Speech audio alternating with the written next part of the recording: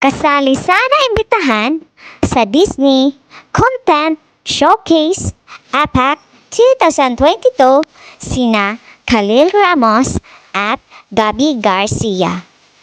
Pumunta sila sa Singapore sa nasabing event.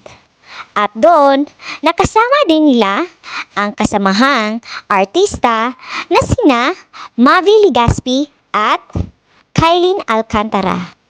At doon, sa nasabing event ay dinaluhan din ng mga aktor at aktres na galing ng Korea. Panoorin natin ang kabuuan ng nasabing video sa nasabing event.